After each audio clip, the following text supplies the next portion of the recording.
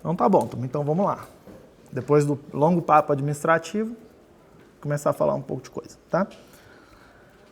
Então a gente vai falar de Bitcoin, falar de protocolo. Bitcoin, a gente vai falar sobre dinheiro e tal já, tá? Mas antes de tudo. Isso aqui é outra coisa que eu devia ter botado no plano da disciplina lá, tá? Eu acho que a primeira coisa que vocês deveriam ler é esse paper aqui, é o white paper, que foi publicado em 2008, no final de 2008, mais ou menos. Eu nunca me lembro a data dessa coisa.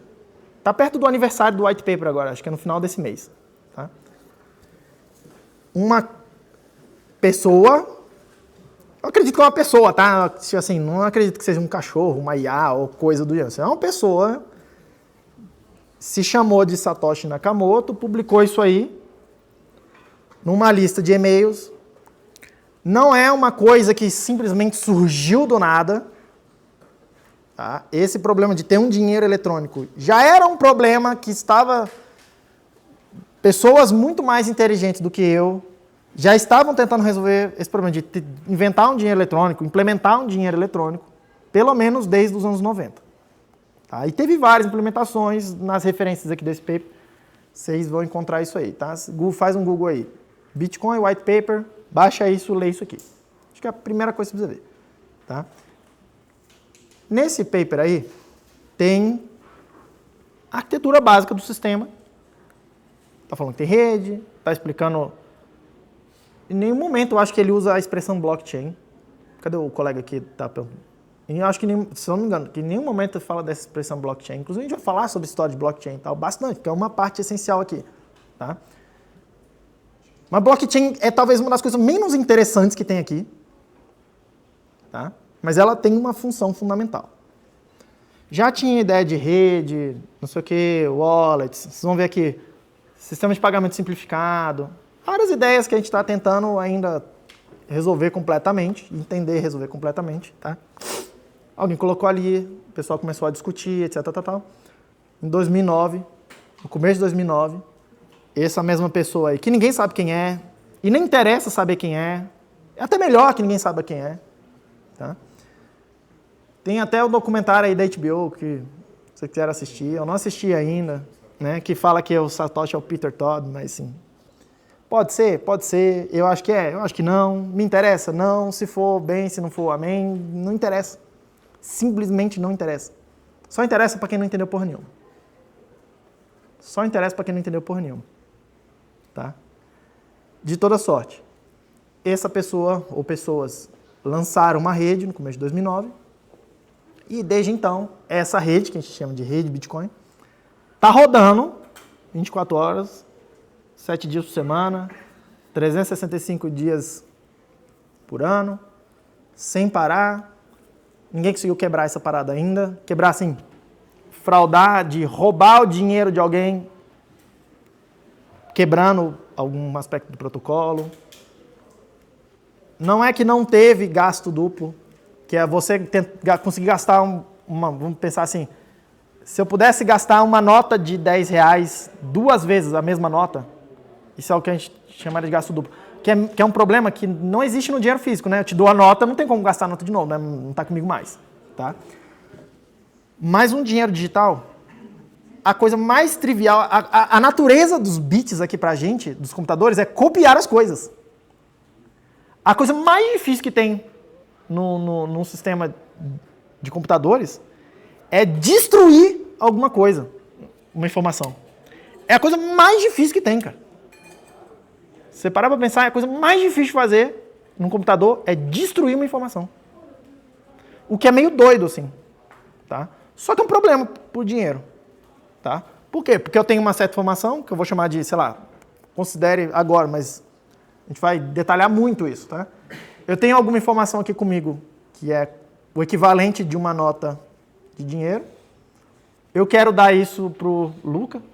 Eu quero dar isso pro Luca. E eu quero não ter uma cópia disso mais.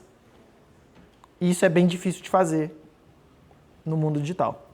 Tá? É muito fácil eu te dar uma cópia. Mas é muito difícil eu te dar a cópia e garantir que eu destruí a minha parte. A minha cópia. Tá? De tal forma que não tenha mais duas notas, né? Só tenha uma. Tá? E esse sistema aqui mostra, tipo, esse é o problema do gasto duplo. Essa rede está rodando até agora. A gente pode até conversar sobre esse experimento gasto duplo, porque ele aconteceu, mas foi de fato um experimento, numa situação muito particular, que aconteceu na rede no passado, tá? Mas é muito, muito improvável que isso volte a acontecer, porque a gente foi aprendendo também o que a gente pode fazer e o que a gente não deveria fazer ao longo de 15 anos. E a gente ainda está aprendendo, tá? Pode ter certeza sobre isso. Tudo bem? Bitcoin são várias coisas. Isso é até um problema, tá? Tem a mesma palavra sendo usada para várias coisas diferentes, tá? Por um lado, e é o principal significado que eu vou usar aqui com vocês o tempo todo, Bitcoin é um protocolo de comunicação. Cuidado, eu não estou falando que é um sistema específico de comunicação. Existe um sistema? Existe. Rodando. Uma rede específica com computadores lá rodando? Existe. Mas antes disso, o Bitcoin é um protocolo. O protocolo tem muito mais a ver com uma especificação, com uma ideia, algo que deveria acontecer, do que de fato com uma implementação. Tudo bem? Tudo bem? É um protocolo para a gente trocar mensagens. Tá? Tem vários protocolos para a gente trocar mensagens. Esse aqui é um bastante específico, projetado para os problemas relacionados com o dinheiro. Tudo bem?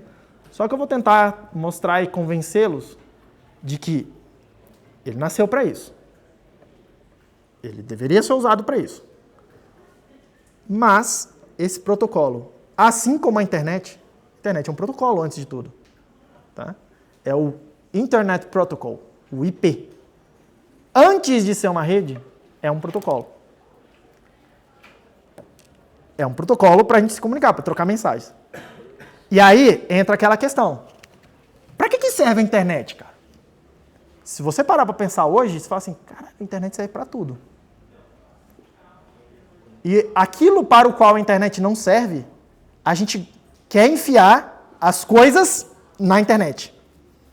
Geladeira. A gente quer que a geladeira esteja na internet. Não é? Um prédio. Eu quero que o prédio esteja na internet. Aqueles ar-condicionados ali, ó. Eles não estão na internet. Mas um dia eles estarão na internet. Por quê? Porque isso vai me habilitando várias outras possibilidades. Vai me dando, entre as, um poder de mexer o mundo, sabe? De controlar o mundo, de fazer as coisas no mundo físico, tá? Por que a internet permite fazer isso? Porque ela tem um certo balanço entre muita organização, tem um endereço IP, tem um cabeçalho, não sei como, tem que ter os bytes assim, se tiver um bit no lugar errado, a mensagem não propaga e tal. Tem um nível de ordem, de projeto muito grande, de design muito grande. Mas, por outro lado, tem um nível de flexibilidade muito grande para acontecer aquele fenômeno da ordem espontânea ali dos peixes que vocês viram ali um pouco antes. Tá? A internet tem esse balanço. A internet é caos e ordem. E é justamente por isso que a gente não sabe para que serve a internet. A internet serve para tudo. A internet é uma plataforma para você fazer outras coisas. Inclusive, tipo, coisas que a gente nem sabe o que vão ser, o que a gente vai fazer no futuro ainda.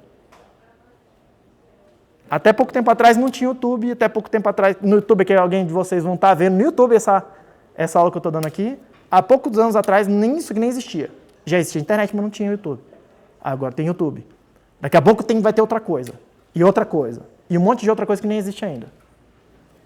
O Bitcoin é um protocolo, e eu vou tentar mostrar isso para vocês, muito parecido com a internet nesse aspecto, tá? Nesse aspecto, tem muita ordem ali.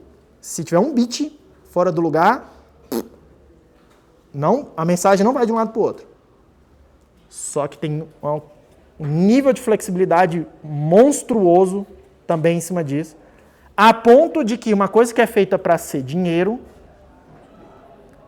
se torna algo muito além de dinheiro. Se torna, hoje, já é, e está caminhando cada vez mais para ser uma plataforma para a gente fazer coisas que a gente nem sabe ainda o que vão ser.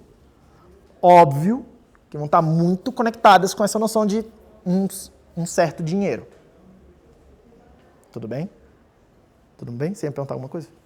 Mas você considera também, então, partindo dessa ideia, que o IP, o protocolo IP, ele também teria problemas ou você está partindo desse pressuposto de que... Todo protocolo tem problema. Como é que você resolve o problema do, por exemplo, protocolo IP? Ele não garante que as mensagens vão chegar numa certa ordem. Se eu mandar 10 mensagens para você, elas podem chegar em qualquer ordem. O protocolo não tem nenhuma garantia disso. Esse protocolo IP. Tá? Eu abro um socket TCP, não tem nada lá, certo? Pode chegar tudo fora de ordem, não é? O TCP, repare, aliás, perdão, acabei de falar merda, né? No IP não tem ordem. Mas no TCP, o que a gente fez? A gente criou um outro protocolo, que a gente chama de TCP. Tá? O que significa mesmo? É Transport... Protocolo de Controle e Transporte. É outro protocolo que funciona em cima do IP. O que significa isso? As mensagens que vão trafegar são pacotes IP. Só que os dados ali vão estar organizados de tal forma que eles refletem a organização desse outro protocolo. Exato. Tá? E esse outro protocolo, para que ele existe? Para a gente garantir a ordem da chegada das mensagens. Para garantir que tem uma ordem, que tem uma certa resiliência. Aí essas coisas de, o que acontece se chegar um pacote e se perder? Só no IP se perdeu. No TCP, o protocolo vai dizer, não, vai lá e pede de novo. Tenta de novo, não sei o quê, faz isso, faz aquilo, não sei o quê, tem um timeout assim, ele vai organizar para te dar outras garantias. Então perceba que a gente vai fazendo uma pilha de protocolos. Para o pessoal de redes aí, essa é a ideia mais essencial de redes. Eu tenho um certo protocolo que me dá certas garantias, que ele é projetado para me dar certas propriedades na hora que eu estou me comunicando. E se eu quero outras propriedades, o que a gente faz? A gente cria outro protocolo e embute os dados dentro daquele primeiro. E a gente vai construindo isso em camadas. Certo? Tem problema fazer isso? Claro que tem, porra. Vai aumentando o overhead da coisa. Tipo, os protocolos precisam de sinais de controle, metadados e um monte de outras coisas que não são necessariamente dados. Dados, assim, informação que eu gostaria que tivesse lá. Tá? E quanto mais camadas a gente vai fazendo isso, mais vai tendo metadados. Então, mais banda preciso, etc. Então, não vem tudo de graça. Mas essa é a técnica básica. Tá? No Bitcoin acontece a mesma coisa.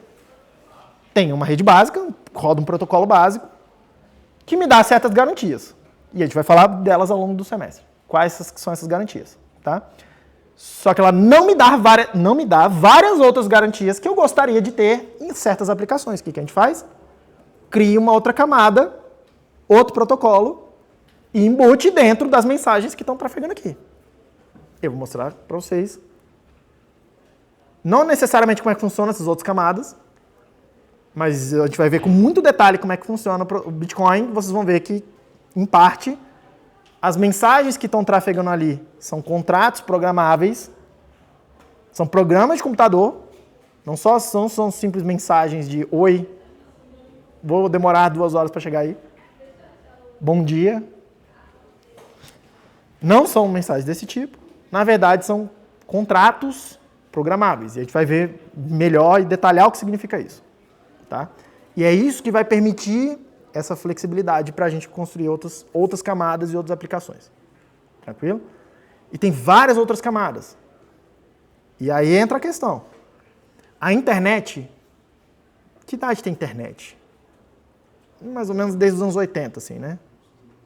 O protocolo IP mesmo, já separado como IP e tal, que a gente conhece, acho que é lá pelos anos 80. Então vamos partir por aí. Então tem 80, 90, 2000, 2010, tem pelo menos 50 anos. Tem perto de 50 anos, considerar a internet. E a gente ainda está descobrindo e inventando coisa em cima da internet. Certo? Bitcoin tem 15 anos. Ele tem mais ou menos a mesma quantidade de usuários que a internet tinha quando a internet tinha 15 anos. Quando a internet tinha 15 anos, mais ou menos no começo dos anos 90, vocês eram muito criança ainda, né? Vocês eram muito criança, tipo bebê, assim. Alguns já não tinham nem nascido. Eu tava lá, eu fui ter computador, primeiro computador em casa no ano 2000. Eu tinha 15 anos. Até então, o computador era um bicho meio estranho pra mim ainda. Tipo, era uma coisa assim, tipo, repare, tá, isso é ontem. Eu nem sou tão velho assim. Isso foi ontem. Eu tinha acesso ao computador na escola e tal, de vez em quando tinha aulas ali, alguma coisa e tal, mas assim, muito. Não era um computador no bolso, cara, tipo essa parada aqui.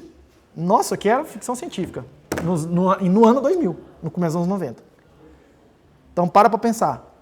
O Bitcoin está nesse estado, esse protocolo está nesse estado que a internet estava nos anos 90. Não era nada. Tem entrevistas aí do Bill Gates nos anos 90 tentando convencer as pessoas que a internet era útil. Ah, você pode mandar e-mail. Aí o cara na entrevista, mas tem o correio. Eu posso assinar as revistas. Ah, você pode ler, mas eu assino o jornal, ele chega na minha casa. Ah, você pode ouvir músicas. Ah, mas eu posso ligar o rádio. Hoje, pra gente, parece uma piada isso. Hoje parece uma piada isso. Esse é mais ou menos o estado dessa coisa aqui. Eu estou dizendo que isso vai chegar no mesmo estado que está a internet hoje? Eu não sei. A gente viu isso acontecendo com a internet. Vai acontecer aqui? Sei lá. Cada um aí de vocês decida o que vocês querem fazer. Bitcoin, para mim, vai ser isso, que é o que a gente vai tratar aqui, tá? Um protocolo que está associado a uma rede específica de computadores, que eu espero que até o final do semestre vocês tenham programado o suficiente para se comunicar com esses nós dessa rede e tal. Nem que seja de forma ainda superficial e tal, mas já fazendo alguma coisa. Mas Bitcoin também é nesse sistema, nesse protocolo, vai existir uma noção para a gente de um token digital. Um token é uma peça, né? Uma figurinha, uma coisa. Não tem uma tradução muito boa, né? É um token. É difícil traduzir, né? É uma pecinha de um jogo. Uma pecinha. Tem um jogo, tem um monte de pecinha lá, de quadradinho de madeira, é um tokenzinho. Tá? Que serve para marcar alguma coisa no jogo, por exemplo. Para eu marcar qual casinha que eu estou num tabuleiro. Essa é a ideia do token. Nesse sistema tem um token, tem essa ideia de um token digital, tá? Que vai servir, no contexto desse sistema, como moeda, porque é alguma coisa que eu posso, que é de minha propriedade e eu posso transferir essa propriedade. E eu vou tratar em detalhes também com vocês o que significa isso nesse sistema. Tudo bem? E essa transferência, esse token, a ideia é que ele sirva como dinheiro. Se ele é dinheiro ou não, isso cabe a vocês decidirem. Assim como vocês decidem usar reais, ou usar dólares, ou usar outras coisas, ou ouro, ou prata, ou sei lá, na vida de vocês. Tranquilo? Que era aquela história também que a gente estava falando. Como é que chega... Nada me impede de... Como é que tá o nome, filho? Nada me impede de eu combinar com o Tarek aqui e falar assim, vamos ficar trocando Bitcoin aqui entre nós e quando a gente precisar pagar um ao outro, a gente paga com esse token aí. Tudo bem? Tudo bem. Mas a ponto de falar que isso é dinheiro, daí tem que meio que todo mundo tem que estar usando. Essa é meio que a definição de dinheiro, tá? Meio de troca comumente utilizado. Se só eu e você estamos usando, é dinheiro pra gente, mas não é dinheiro. Tá? Como é que a gente chega no ponto de todo mundo usar? Não sei, ninguém sabe. Tudo bem? Não sabemos. Vamos lá então. Tudo que eu falar aqui para vocês é a minha interpretação do código-fonte da principal implementação do protocolo. De novo, o protocolo é uma especificação de alguma coisa. No caso, especificação de certas mensagens, como é que elas vão ser parseadas e validadas e transmitidas, os pacotes, coisa toda. Tá? Um protocolo de comunicação como outro qualquer. Tem uma certa especificação. E tem várias implementações. São programas de computador específico que implementam aquilo. Não confundam, tá? O protocolo com a sua implementação. Ou com as suas implementações. O problema é que essa especificação ela não está escrita em lugar nenhum. Aquele white paper, ele mostra mais ou menos a arquitetura, ele explica a arquitetura da coisa e tal, mais ou menos os porquês. Mas ele não é, está longe de ser uma especificação. Está muito longe de ser uma especificação. Tá? Onde é que está a especificação? Onde é que apareceu a especificação? O diabo do Satoshi escreveu lá o white paper, poucos meses depois soltou um programa de computador, falou assim, pessoal, vamos usando aqui, tá, não sei o que, tá. E aí as pessoas começaram a trabalhar em cima daquilo. E aquilo é a especificação. A implementação é a especificação. Que é uma coisa que a gente fala para vocês em engenharia, não façam isso. Não é? A gente fala isso para vocês. Engenharia de software 1. Faz a especificação, depois faz a implementação. Engenharia de software 1. Tá? Aí vem Bitcoin, uma parada revolucionária. Especificação para quê? Tá aqui a implementação. Então já tem tudo para ser dinheiro, né? Que não sabe como... Aí é com você também. Vamos seguindo aqui. Tudo. Isso depende. A gente vê lá em TPU, em engenharia de software, vê assim. Aí você vê em métodos, vê um Scrum, fala, não, faz e depois documenta. Não é? Mas assim, as pessoas de engenharia de software vão falar para você, cara, tem que ter especificação. O Bitcoin já veio depois do manifesto ágil, não veio? Bem, mas depois. Aí, ó, então acho que ele já bebeu na fonte. Não sei de nada disso, tá? Mas aqui isso acaba sendo um problema. É uma solução e um problema, tá? Por que isso aqui é um problema? É o caos, assim. É um sistema complexo. Tem muitas partes móveis, toca em muitos assuntos diferentes. Cara, tem redes, pacote, protocolo, handshake, não sei o quê, cabeçalho, aquela coisa toda que vocês estão vendo lá de redes. Toca em linguagem de programação. A gente vai ver aqui, tem uma linguagem de programação embutida lá nessa coisa. Teoria de computação, isso, né? É outro assunto completamente separado dessa coisa. Tá? Tem criptografia aí. Tudo é baseado em criptografia. Cripto está em todo lugar dessa coisa aqui. A gente vai ver. Tá? Que é outro assunto que você estuda em outro lugar separado e essas coisas não se comunicam também. Não se comunicam direito, né? Redes até falam um pouco com cripto, né? Mas assim, quando você estuda isso aqui na faculdade, são duas coisas, são dois mundos. São dois mundos e eles não se conversam, né? Tá? Basicamente o pessoal de cripto fala assim, isso aqui usa lá no SSL, isso aqui no TLS, isso aqui não sei onde. Mas o pessoal de redes, tem TLS e tal, pega a biblioteca não sei de onde. Aí você fala assim, mas, entendeu? Assim, as coisas não se comunicam muito bem não. Tá? Isso aqui toca, tem vários incentivos econômicos enfiados aí no meio. Em boa parte isso aqui funciona, não por conta de soluções tecnológicas mesmo, tem um algoritmo e tal, mas por conta de a forma como a coisa foi construída, faz com que cada um de nós aqui decida agir de um jeito que é o que a gente gostaria que acontecesse, em vez de agir maliciosamente. Isso não tem nada a ver mais com computação. Isso aí já está no ramo da economia, da sociologia e tal. Como é que a gente vai se comportar? Tem muita coisa enfiada aqui muita coisa diferente enfiada aqui no meio. E meio que você tem que entender um pouco de tudo. E não tem um documento escrito falando assim, é assim a especificação. Tem um código-fonte, que esse aí é a principal implementação, Bitcoin Core. É a principal implementação. É um projeto complicado pra caralho. Pra caralho. Tá numa linguagem que vocês não estudam mais, C++. Estudam, mas vocês não querem programar em C++. Nem a pau. Vou programar em C++? Só idiota faz isso, porra. Só louco. Não é? Pois é. Então assim. E isso vai sendo um problema. Aí você fala assim, queria aprender Bitcoin. A fonte da verdade está aqui. O que eu vou falar aqui para vocês, em parte, é o que está naqueles livros que eu indiquei, que são interpretações do que está aqui. Em parte, é a minha leitura do que está escrito aí, mas eu mesmo não tenho como entender isso aqui completamente. Vai lá e lê o código-fonte. Tudo bem? E é bom que vocês façam isso. O que eu vou tentar fazer aqui é acelerar um pouco para vocês chegarem numa base de código complexa, que é isso aí, e conseguirem se localizar um pouco melhor para ter algumas ideias conceituais, entender um pouco mais a arquitetura do sistema e tal, porque isso agiliza pra caralho você entender isso aqui. Mas a verdade está aí no código. Tudo bem? E o código é aberto lá para todo mundo. Vai lá, olha, mexe, faz o que você quiser com isso. Tudo bem? Não sou eu que fiz isso aqui. Já cheguei e já está feito. Tem vários mantenedores. Tá vendo que tem o Eichao ali, ó? Mergeou, não sei o que, lá em cima? É a EIVA. É uma das mantenedoras. Mas até isso aí é uma coisa que vocês precisam, eventualmente, entender. A gente não vai tratar disso aqui. existe uma certa política envolvida também aqui. Quando eu digo uma política, não um partido político, não essa política formal, mas essa política de a gente decidir quem é o mantenedor desse troço. Porque algumas pessoas têm a permissão para clicar e mergear o código que você escrever e mandar lá.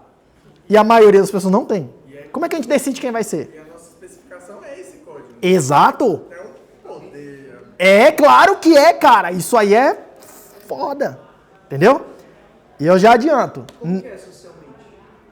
Você vai ter que ir lá e começar a contribuir, trocar ideia, ir nas conferências e participar da lista de e-mails e dos fóruns de discussão e das reuniões que esses caras fazem no IRC até hoje. Vocês nem devem saber o que é IRC. Sabe o WhatsApp? É o WhatsApp de linha de comando que a gente usava nos anos 90, nos anos 80, 90. Tá? Entre aspas, assim. Tudo bem? Essa galera aqui usa esse protocolo até hoje para se comunicar. Não. Não exatamente. Então, assim, eles estão lá. É só você entrar no IRC. Mas aí já começa. O que é IRC? A geração de vocês já nem sabe o que é isso, não é não, Luiz? Assim, já é uma coisa estranha. Tá?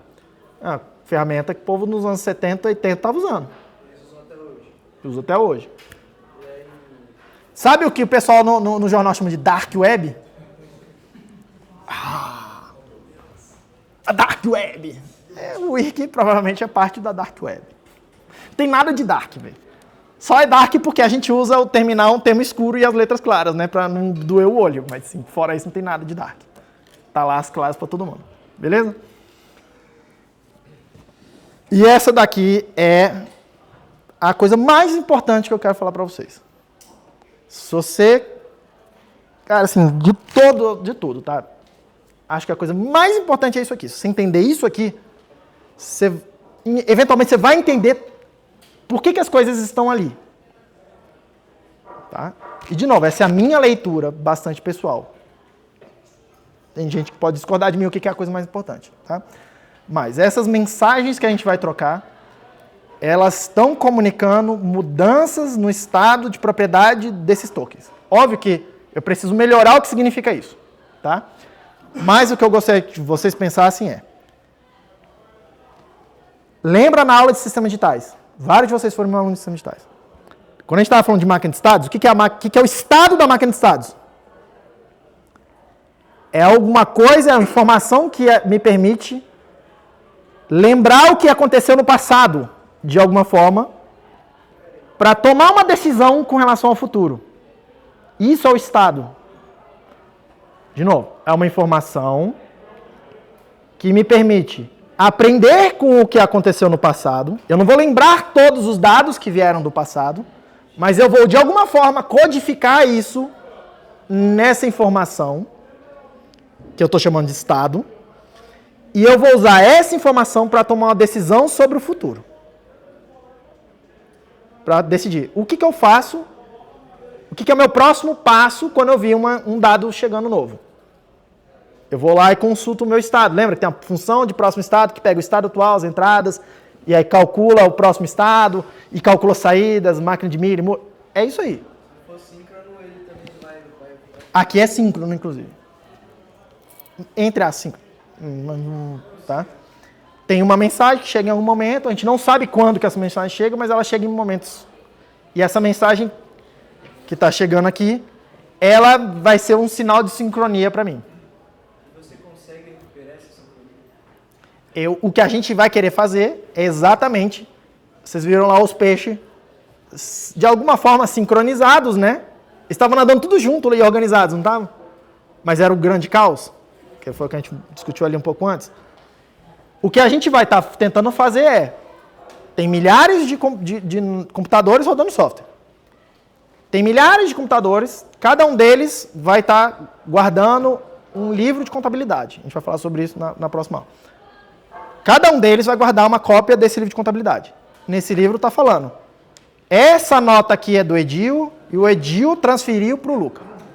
E essa transferência aconteceu nesse momento aqui, a autorização foi feita assim, a autenticação foi feita assim. Nesse livro vai estar escrito isso. Só que cada um de nós tem uma cópia do livro, E a gente precisa dar um jeito de concordar, todo mundo, que o Edil transferiu essa nota específica aqui para o Luca naquele momento. É assim que você consegue, né, deletar uma certa informação. Exato. Porque eu não vou deletar uma informação, mas eu vou criar uma impossibilidade, eu vou invalidar uma informação. Vai ser tipo um repúdio, né, na segurança. Posso discordar de você, né? Se eu discordar... Se a gente discordar, a gente vai criar efetivamente duas redes. E aí tá. Entendeu? É isso que vai acontecer. Tá? Porque a rede está tentando sincronizar o estado de propriedade dessas notas, desses tokens. Que a gente vai melhorar o que significa exatamente esses tokens. Do ponto de vista bem técnico, assim, o que significa o token, o que é a propriedade, como é que eu transfiro essa propriedade, se é propriedade minha, eu posso transferir, eu posso dar para alguém. Como que isso é, a gente vai ver isso no detalhe, no byte a byte que está acontecendo. Tá? Mas é isso aqui é isso aí, esse sistema serve para isso. Isso aí não tem nada a ver com dinheiro, em princípio. Tá? Mas tem tudo a ver com dinheiro, porque o dinheiro é isso aí também. Eu tenho uma nota, eu dou para alguém, essa nota é minha propriedade, deixou de ser minha, virou propriedade de outra pessoa. Fisicamente. Ou quando tem um banco, eu mando uma mensagem, o banco tem uma conta corrente, que, entre aspas, grandes aspas, é minha propriedade. Não é minha propriedade de verdade, mas é como se fosse, tá? É uma mentirinha que a gente conta. É como se fosse minha propriedade. Eu mando uma mensagem para o banco, falando assim, transfere R$10 da minha conta para a conta do Luca. Só que aqui não tem um banco. Ou, melhor dizendo, aqui, todo mundo que participa da rede é um banco. Você é o seu próprio banco. Exatamente. E a gente está tentando o tempo todo, trocando essas mensagens, sincronizar, entre aspas, as contas correntes de todo mundo do sistema em todos os bancos. Entendeu? Sem ter um banco de dados centralizado, que eu possa ir lá e ver o que é o estado das coisas. Que é o que a gente está... Vocês ainda não, assim, vocês estão muito novinhos ainda, estão entrando no mercado. Mas vocês vão cansar de fazer CRUD. Vocês vão cansar de fazer CRUD. Tem um banco de dados, tem uma coisa que acessa o banco de dados, então não sei o quê, que é um sistema centralizado. Tem um banco de dados. Ah, professor, mas esse banco de dados é descentralizado, ele é um sistema distribuído. Mais ou menos, num sentido diferente daqui. É distribuído no sentido de que tem várias cópias do banco de dados. Sim, está distribuído. Mas esses caras aí têm uma certa hierarquia, e é por isso que esses sistemas funcionam, tem uma certa hierarquia, e para organizar como é que a informação vai se espalhar e tal, não sei o que, tal, e para a gente decidir. Mas repare, tem um agente só que controla aquela informação toda. E ele cuida de arrumar isso tudo aí, sincronizar esses bancos distribuídos. Aqui não é essa noção de distribuído, não. Aqui não tem isso, não. Aqui eu cuido do meu banco de dados e a única coisa que a gente está vendo é essas mensagens, que a gente troca entre nós. E a gente está tentando chegar num consenso, guarda essa palavra, é uma palavra-chave, a gente está tentando chegar num consenso sobre o estado de propriedade, quem é o dono dos tokens a cada momento. Pergunta. Fala um pouquinho mais alto. Existe alguma forma, ou se não existe, no futuro tem alguém de poder investir esses bitcoins, que eu deixo lá e ele vai render mais? Investir em Bitcoin. Não sei, a gente troca ideia depois sobre isso, mas aí tá fora do meu escopo aqui, por enquanto. Isso aí que você está falando, tipo, varia de, você falou que cada um banco, né?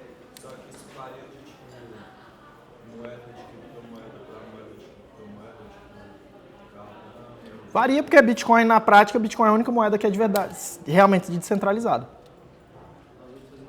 As outras não são. As outras, algumas parecem ser, a maioria claramente não é, algumas parecem ser, mas elas de verdade não são. Mas a gente pode também, ao longo do tempo, isso vai ficar um pouco mais claro para vocês, eu espero. E mesmo que você ache que Bitcoin é uma grande besteira e quer, na verdade, trabalhar com Ethereum, com Monero, tem vários projetos interessantes. Tá? Tem coisa interessante acontecendo fora do Bitcoin especificamente. Pode ser que você se interesse por isso e tal. É inevitável que você vai precisar entender isso aqui primeiro. Porque todas as outras criptos, todas absolutas, as sérias, tá? Tem muita meme coin por aí.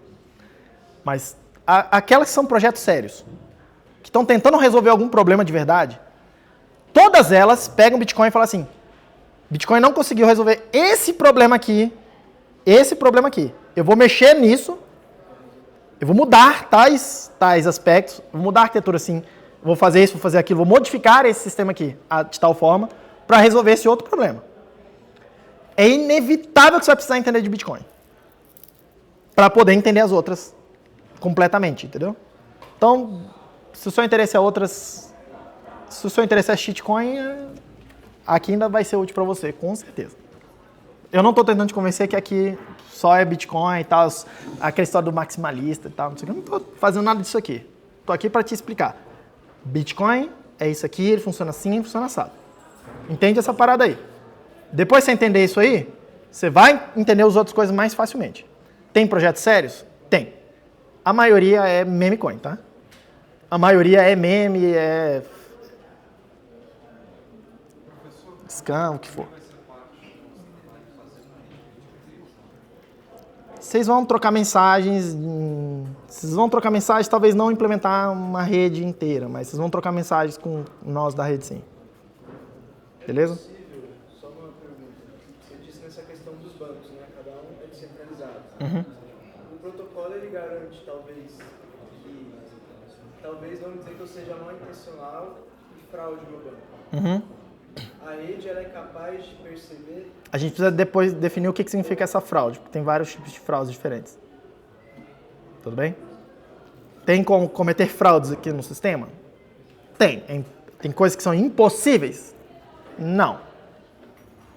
Mas tem coisas que são possíveis, mas que são construídas de forma a ser tão improváveis, mas tão improváveis, e tão caras, mas tão caras, que é melhor você gastar, entre aspas, esses recursos agindo de forma não maliciosa do que tentando fraudar a rede. Só que perceba, boa parte disso não é uma solução tecnológica, de fato, assim, não é um algoritmo e tal. É muito mais um entendimento de como é que a gente funciona. Um entendimento econômico, de microeconomia, um certo entendimento de uma certa psicologia humana, que eu não vou tratar aqui. Mas que para você entender completamente o que está acontecendo aqui, você vai precisar também, em algum momento, sair disso e é muito ampla a coisa toda. E é muito fora da casinha. De novo, vou repetir aqui para fechar. Uma hora vocês vão cansar de fazer CRUD. Mas por que todo mundo faz CRUD e CRUD é o trabalho que tem para fazer? CRUD é um banco de dados e tem um acesso, ou N acessos, né? Pode ter assim, várias pessoas acessando o mesmo banco e tal, mas uma entidade controla esses dados aqui, para manter a integridade deles, disponibilidade, aqueles aspectos de banco de dados, né? De manter dados. Tá? Bitcoin é o completo oposto dessa parada. Só que na faculdade a gente ensina vocês a fazer meio que as coisas que mais se usam. E não as coisas que menos se usam. Então, vocês não são, pode ter certeza, é difícil essa porra aqui, em boa medida, por quê? Porque é diferente de tudo. Então, tenta também se desconectar. É a mesma coisa que eu falo na aula de programação funcional. Primeira aula de programação funcional, eu falo para o molecada, vocês sabem programar. Eu preciso que vocês desaprendam. Esquece tudo que você sabe de programação. Chega aqui com a mente completamente limpa, como se você não soubesse nenhuma linha de código. De nenhuma linguagem. Esquece tudo. Por quê? Entende primeiro o que eu vou falar aqui, em vez de ficar... Porque a gente tem uma tendência muito grande de pegar alguma coisa que a gente está aprendendo nova e tentar juntar em alguma coisa que a gente já conhece. E a gente tem que fazer isso mesmo. É uma boa técnica.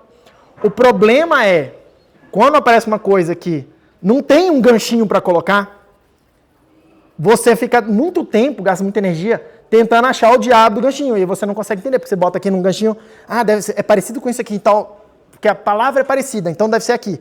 Só que o significado é completamente oposto. Ou não sei, entendeu? E aí você gasta muito tempo nesse processo. Cara, aqui é a mesma coisa. Desaprende tudo que vocês sabem sobre sistemas que cuidam de dados. Desaprende tudo. Esquece tudo por enquanto. Tá? Depois que você entender um pouco melhor isso aqui, aí você junta as coisas. Igual em programação funcional. Não é para você ficar programando só em Haskell a vida inteira. Não. É para você aprender alguma outra coisa, de tal forma que você pode levar para os outros sistemas, para as outras linguagens, e falar assim, caralho, agora eu tenho mais ferramenta mental para construir as coisas. Aqui, em parte, é a mesma coisa. Alguns de vocês vão olhar e falar assim, vão se apaixonar por isso aqui, e vão falar, caralho, agora eu só quero fazer Bitcoin. Tipo o cara ali. Só quero fazer Bitcoin na minha vida. Tá? Outros de vocês vão falar, legal, bom que eu entendi e tal, não sei o quê. Mas eu acho que isso aqui foi bom para aprender. Mas com certeza vocês vão aprender coisas aqui que vocês vão poder extrapolar e bolar soluções para outros sistemas que não tem nada a ver com isso aqui. Beleza? Se as duas coisas acontecerem, eu vou considerar que isso foi um sucesso. Beleza? Pessoal, boa tarde para vocês e a gente continua amanhã. Até lá. Só um segundo.